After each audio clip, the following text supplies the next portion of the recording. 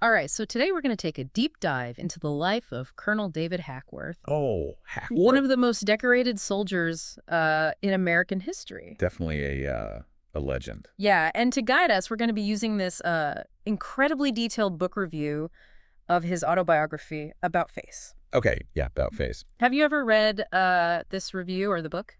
I have read the review and skimmed parts of the book. Yeah.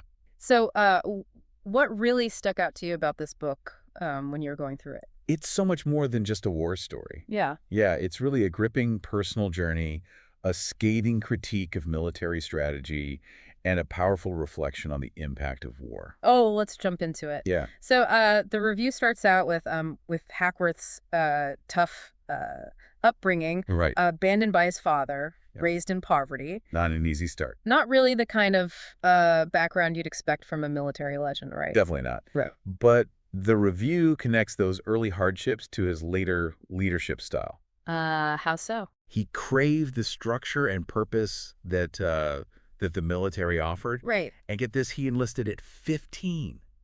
Mhm. Lied about his age just to get in. Really? At 15? 15 years old. Talk about drive. Wow, that's some serious dedication. Absolutely.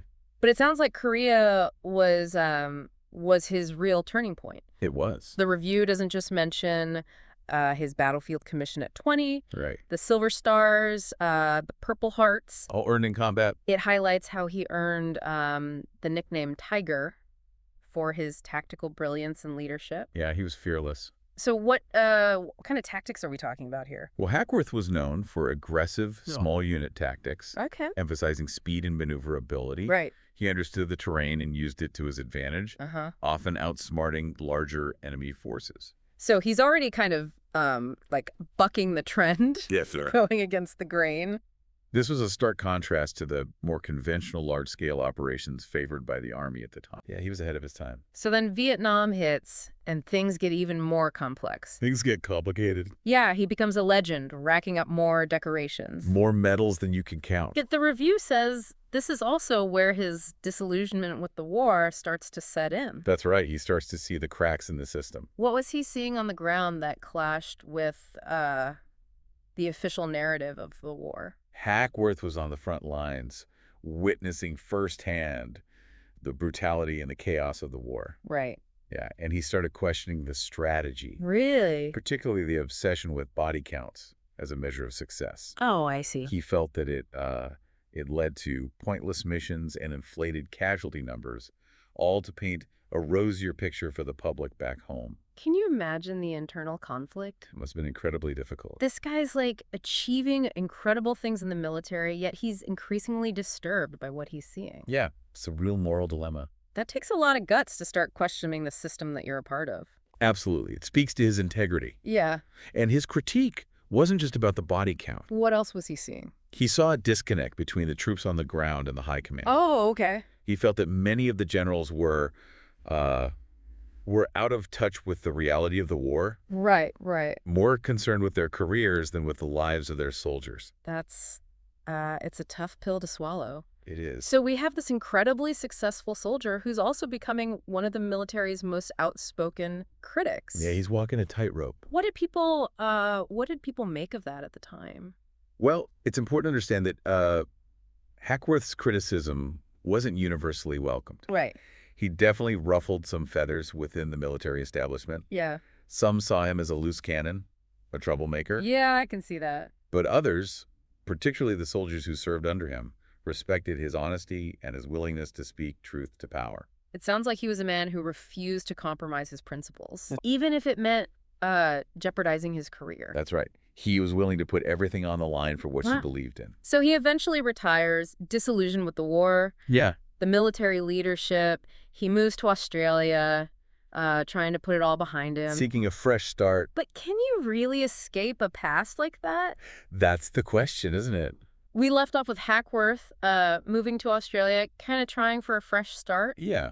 But as we know, he doesn't stay quiet for long. Right, he's got a lot to say. The review really dives into how About Face becomes his platform to hold the military accountable, Yeah. but also to offer solutions. So it's less about, tearing down the institution and more about rebuilding it, making it Yeah. better. Exactly. And a big part of that is his focus on leadership. Okay, let's get into that. He lays out these core principles that, frankly, are applicable way beyond the battlefield. What were some of those big ideas about leadership?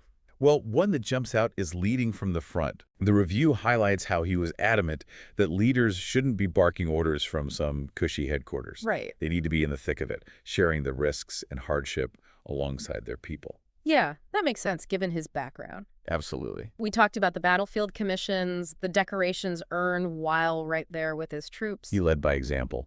It wasn't just talk, he lived it. Exactly, and that leads to the next principle, building trust. Okay. Hackworth believed that true leadership isn't about rank. It's about earning respect through your actions, proving you've got your people's backs. It's that whole idea of walking the walk. Yeah, not just talking the talk. That reminds me of something the review mentioned about how he insisted on eating the same rations as his men. Right, even when offered better. It's a small detail. It speaks volumes. Yeah, for sure. Another key principle that comes through strongly is clear communication. Oh, communication. Crucial. Yeah. Hackworth saw so much confusion and misinformation in Vietnam. Orders getting muddled as they moved down the chain of command. Oh, wow. He argued that leaders need to be crystal clear about their goals, their expectations, leaving no room for misinterpretation. That's a challenge in any organization, not just the military. Yeah. Information gets distorted, agendas clash, People start working at cross purposes? and suddenly the folks on the ground are left wondering, like, what the real objective is. Exactly. And what Hackworth proposes is fostering open dialogue. Interesting. He wanted leaders to encourage feedback, even dissenting opinions. Wow, so being open to different viewpoints. He believed that's how you get the best ideas on the table. That takes a certain kind of leader, though. Someone secure enough to admit they don't have all the answers. Right. Someone willing to actually listen. And the review actually touches on this. Okay. Hackworth argued that humility is crucial for effective leadership. Humility, yeah. He was known for admitting his own mistakes, learning from them, and being willing to change course when necessary. So it's not about being this infallible figure at the top, Not at all. but about constantly evolving, adapting to new situations. Precisely. These leadership principles, they're pretty universal, right? They really are. It's fascinating how Hackworth, writing from his experience in the military, lays out these principles that resonate in business and politics, even in personal relationships. But let's not forget the context here. Right. This book isn't just a leadership manual. No, it's a critique of how things went wrong in Vietnam. Specifically, the leadership failures at the highest levels. And this is where things get really sharp, really controversial. Okay. The review quotes Hackworth calling out the perfumed princes. Oh, yeah. Those high-ranking officers more concerned with career advancement than with the well-being of their troops. Right. He saw that as a fundamental betrayal. So it wasn't just about incompetence or bad strategy. It was about misplaced priorities. Losing sight of the human cost of war. Exactly, and that gets to the heart of Hackworth's motivation for writing this book. What was that?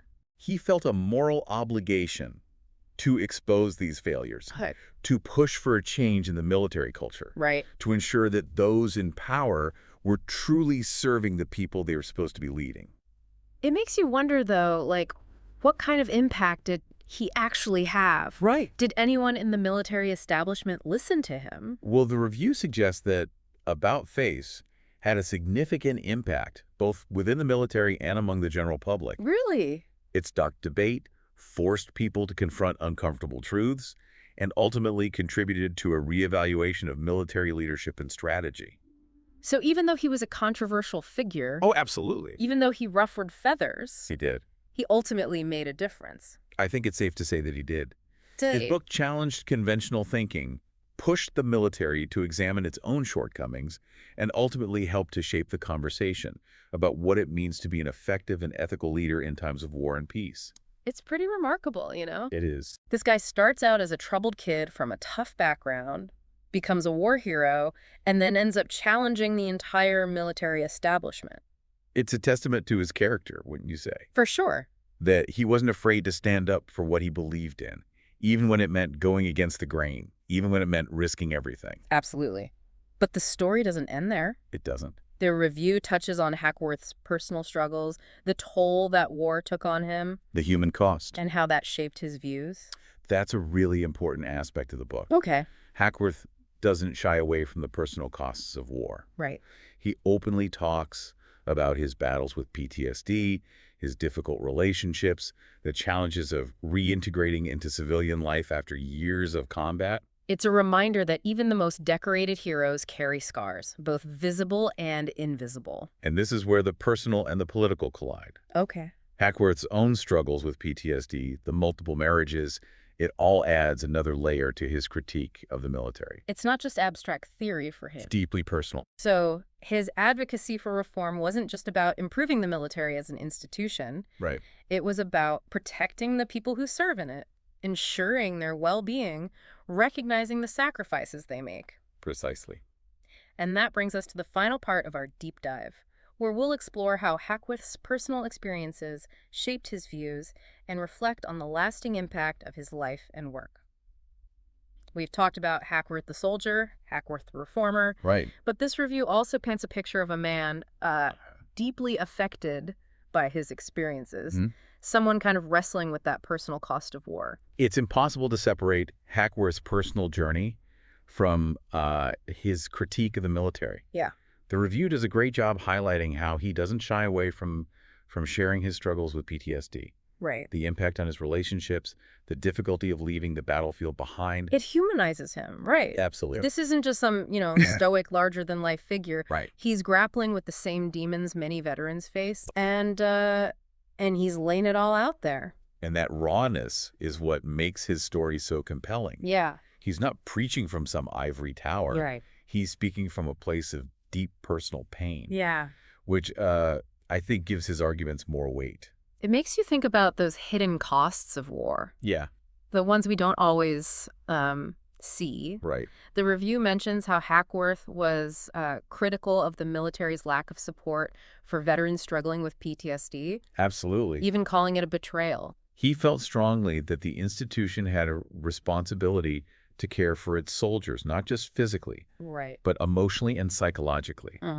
He saw firsthand how the trauma of war could linger long after the fighting stopped. Right. And he believed the military wasn't doing enough to address it. So his advocacy for reform wasn't just about, changing strategy or tactics. It went deeper than that. It was about fundamentally changing how the military treated its people, recognizing the long-term impact of combat.